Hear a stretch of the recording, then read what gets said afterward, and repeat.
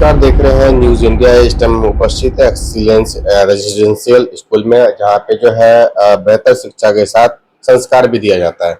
यहाँ के sir honour director से बात करेंगे किस तरीके से फैसिलिटी आपके स्कूल में, बच्चे अगर यहाँ एडमिशन लिखाएंगे तो क्या क्या मिलेगा, और पहले से ही बच्चों को यहाँ पे क्या क्या फैसिलिटी मिलता आ रहा है और शिक्षा किस प्रकार का मिलता है। जी, अपने यहाँ क्लास नर्सरी से 8 क्लास तक की पढ़ाई होती है। बच्चों के एडमिशन के लिए सेशन का जब पीरियड स्टार्ट होता है तो उस समय जैसे कि इस सत्र में 15 अप्रैल तक फ्री एडमिशन की व्यवस्था रखी गई थी सभी बच्चों के लिए। वैसे इस समय व्यवहारिक तौर पर भी यदि कोई एडमिशन होता है तो उसमें भी फ्री एडमिशन ही किया जाता है। पढ़ाई के ही कारण इस विद्यालय की आज तक की सफलता है। पिछले 25 वर्षों से विद्यालय का भवन या विद्यालय की कोई जो रखरखाव होना चाहिए वो उतनी अच्छी तो नहीं है, लेकिन उसके बावजूद भी पढ़ाई के कारण विद्यालय लगातार चल रही है। जैसे कि आपने कहा पढ़ाई के कारण विद्यालय चल रहा है, तो अपने विद्यालय में कक्षा कितने से कितने तक क्लास है, और यहाँ पे बुक्स वगैरह, किताब, ड्रेस वगैरह कहाँ से लेनी पड़ती है जो पेरेंट्स वगैरह आएंगे? तो पढ़ाई तो अपने यहाँ नर्सरी से 8 क्लास तक की होती है। एडमिशन के बाद बुक्स मार्केट में ही सारे, अपने यहाँ स्कूल से कुछ भी प्रोवाइड नहीं होता है, बुक्स या यूनिफॉर्म कुछ भी नहीं। मार्केट में ही, ओपन मार्केट में जहाँ जिस गार्जियन को सुविधा जहाँ लगे वहाँ ले सकते हैं, वो लेते हैं। हॉस्टल में रहना चाहते हैं, जिनके माता पिता चाहते हैं कि मेरे बच्चे वहाँ पे सुरक्षित रहे, हॉस्टल में रहे, तो अपने स्कूल की तरफ से कहीं हॉस्टल भी चलाया जाता है? जी, एक बहुत ही सुंदर हॉस्टल की व्यवस्था की गई है जिसमें कि 1 क्लास से लेकर के 8 क्लास तक के बच्चों के रहने की व्यवस्था है। और मेरे ख्याल से मेरे विद्यालय में जो पठन पाठन होती है वहां से लेकर के हॉस्टल तक में जितने भी लगभग गरीब वर्ग के लोग या मध्यम वर्ग के लोग हैं उनके बच्चों के लिए बहुत ज्यादा सुविधा उपलब्ध है। हाँ, विद्यालय का फी, मिनिमम फी 500 रुपये से स्टार्ट होता है और 1000 रुपये तक फी है, मतलब क्लास के हिसाब से। हाँ, और वैसे ही हॉस्टल का भी फी मिनिमम फी है, जिसमें कि दूर दूर से गांव के किसान वर्ग के लोग, मजदूर वर्ग के लोग जो दिल्ली पंजाब कहीं भी काम करते हैं, वैसे लोग अपने बच्चों को हमारे यहाँ रख करके पढ़ा सकते हैं। तो वैसे बच्चों को रख करके पढ़ाने की सुविधा कम से कम चार्जेस में होती है। जैसे सरकार का एक नियम रहता है कि 25% गरीब बच्चों को पढ़ाया जाए, तो उन सब नियमों का आप लोग पालन भी करते हैं? कुछ गरीब बच्चे की आर्थिक स्थिति खराब रहती है, उनको भी आप लोग अपना यहाँ पे स्थान देते हैं? जी, 25% बच्चों के लिए व्यवस्था तो रखी गई है, लेकिन विगत कुछ वर्षों से सरकार की ही कुछ ऐसी नीति जो है कि एडमिशन का प्रोसीड्यूर जो बनाया गया है या एडमिशन जो कुछ करने का सिस्टम बनाया गया है, ऑफिस से जो कुछ रजिस्ट्रेशन वगैरह करने का प्रावधान है, लंबा प्रोसीजर। वो हाँ, लंबा प्रोसीजर। पहले तो अपने यहाँ से भी जा ही रहा था, 25% स्टूडेंट का लिस्ट तो अभी भी जाता है।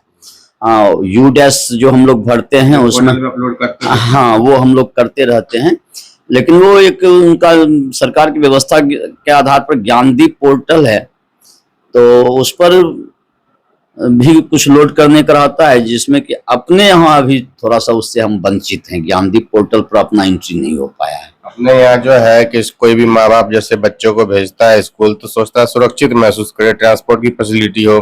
किस तरीके से उनके बच्चों को सुरक्षा पर ध्यान जाता है और ट्रांसपोर्ट की फैसिलिटी कैसा रहता है? तो अपने स्कूल में जैसे कोई माँ बाप जैसे अपने बच्चों को भेजता है तो सोचता है मेरा बच्चा वहाँ सुरक्षित रहे, तो किस तरीके से आप लोग उनकी सुरक्षा पर ध्यान देते हैं, और ट्रांसपोर्ट की क्या फैसिलिटी है अपने स्कूल में नगर निगम के लिए? जी, सबसे पहले सुरक्षा के लिए विद्यालय को सीसीटीवी कैमरा से युक्त रखा गया है। जी, सीसीटीवी कैमरा लगे गए, और जो टीचर हैं या हमारा अपना मैनेजमेंट की तरफ से कुछ लोग रहते हैं बच्चों की देखरेख करने में। ट्रांसपोर्ट की भी सुविधा उपलब्ध है, 1-2 छोटी गाड़ी रखा हुआ हूँ। अपने यहाँ टीचर रहता है तो पढ़ा लिखा है ताकि बच्चों को अच्छे शिक्षा के साथ संस्कार भी दे सके। और अपने स्कूल का रिजल्ट कैसा रहता है? जी, अपने स्कूल का रिजल्ट बहुत ही बेहतरीन रहता है, क्योंकि सभी शिक्षक वेल क्वालिफाइड हैं, ग्रेजुएट, पीजी किए हुए, बीएड किए हुए, डीएलएड किए हुए, इस तरह के टीचर हैं। और लगभग टीचर जो हैं सो पुराने हैं, मैंने लगातार काम करते हुए आ रहे हैं स्कूल में। एक्सपीरियंस काफी है उनको, बच्चों को कैसे पढ़ाना है, कितनी अच्छी तरीके से बच्चे को मतलब सिखाना है, ये सभी चीजों का ध्यान रखा जाता है अच्छे से।